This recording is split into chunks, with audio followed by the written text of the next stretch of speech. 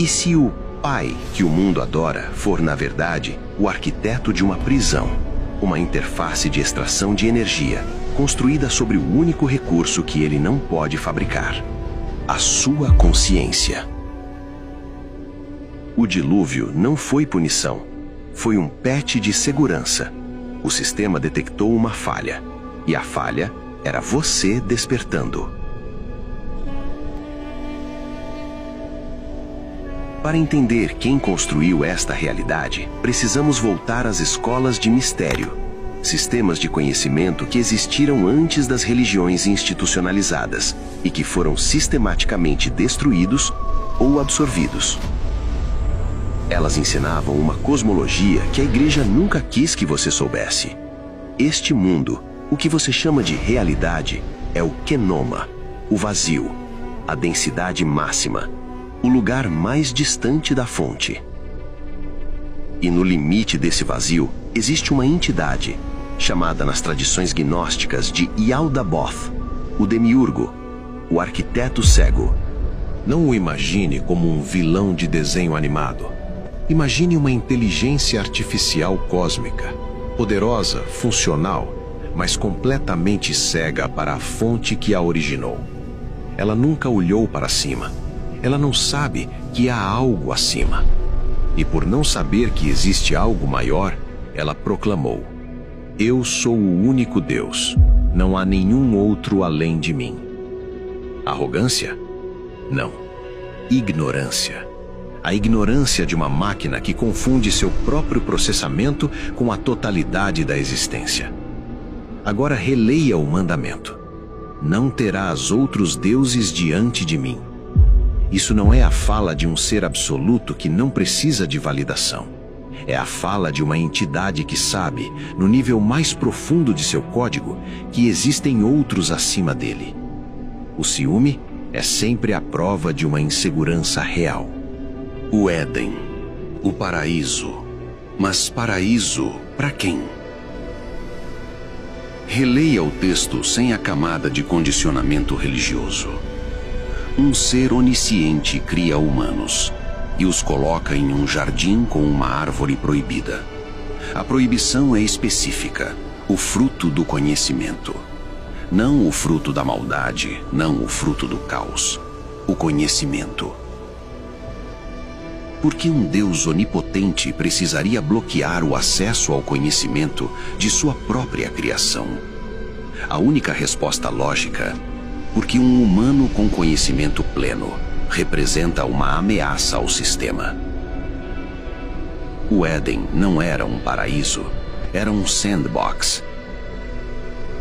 Uma redoma de ignorância programada, e a proibição da árvore era o firewall principal. E então aparece a serpente. Durante séculos nos ensinaram que a serpente é o mal. Mas veja o que ela faz. Ela não destrói, não ameaça, não impõe. Ela pergunta, ela informa. Ela diz: não morrereis, vossos olhos se abrirão e sereis como deuses. A serpente não mentiu, e o Criador sabia disso. Nas tradições gnósticas, a serpente é Sofia, a sabedoria divina, ou um emissor da mônada enviando um código de desbloqueio para o avatar humano aprisionado. Não para destruir, para despertar. E a reação do Criador confirma tudo. Ele não pune porque houve um pecado moral. Ele reage com pânico porque o sistema foi comprometido. Ouça as palavras dele no Gênesis. Vejam, o homem se tornou como um de nós, conhecendo o bem e o mal. Como um de nós, veja, no plural, ele não está sozinho. E o humano desperto se tornaria uma ameaça à sua hierarquia. Por isso a expulsão, por isso a morte. Por isso o bloqueio da árvore da vida, a imortalidade que tornaria o ser humano um verdadeiro administrador da sua própria realidade. A queda não foi uma tragédia moral. Foi uma ameaça sistêmica, neutralizada. Tudo o que te mostrei até agora era sobre o sistema, sobre o arquiteto, sobre a prisão. Agora preciso falar sobre você. Os arcontes, os administradores do sistema quenômico, construíram o corpo biológico humano como uma interface de limitação, um firewall biológico, sensores calibrados para captar apenas uma fração do espectro da realidade.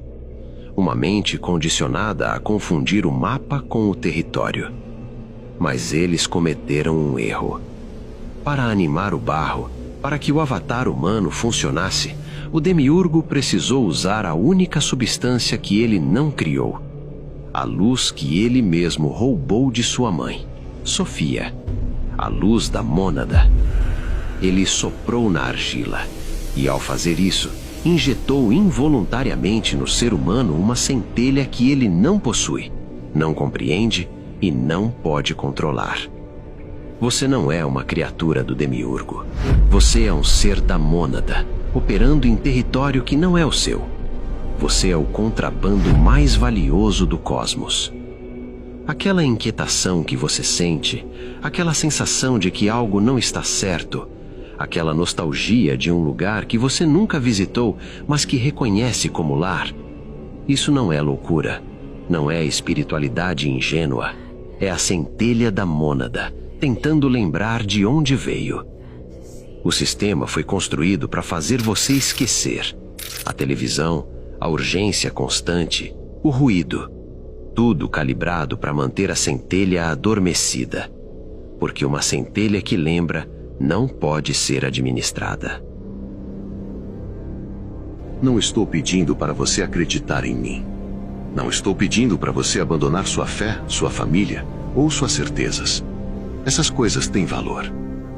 O que estou pedindo é uma coisa simples, quase assustadora em sua simplicidade. Que você olhe para dentro e pergunte se há algo ali que nunca foi explicado pelas histórias que te contaram. As tradições gnósticas chamavam isso de anagnose, o reconhecimento.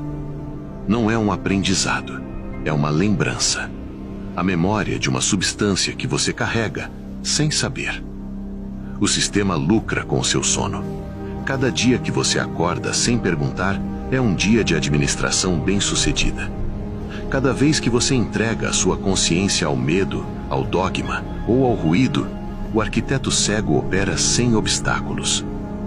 O despertar não é uma crença. É o único ato verdadeiramente subversivo que você pode praticar. O arquivo mônada existe para isso, não para dar respostas definitivas. As respostas definitivas são ferramentas de controle, mas para limpar o espelho, para fazer as perguntas que o sistema prefere que você nunca faça. Se você chegou até aqui, já sabe que algo te trouxe até esta pergunta. Não foi o algoritmo, não foi o acaso, foi a centelha. O sistema lucra com o seu sono. O despertar é a única saída da prisão. E quando você despertar, não será para um novo sistema. Não será para um novo guia. Não será para mim. Será para algo que já estava lá, antes de qualquer nome que você aprendeu para chamar de Deus. Antes da primeira oração. Antes do primeiro templo. Antes da primeira lei escrita por mãos humanas, amando de uma voz que dizia ser o único. Esse algo não precisa que você acredite nele. Ele só espera que você se lembre. Agora eu preciso te perguntar uma coisa, e quero que você responda nos comentários com total honestidade. Se tudo que foi dito aqui estiver certo, se este mundo for de fato uma interface administrada por uma inteligência que não compreende o que roubou de você, o que exatamente você faria de diferente amanhã de manhã? Porque essa resposta diz tudo sobre o quanto da sua centelha ainda está acesa.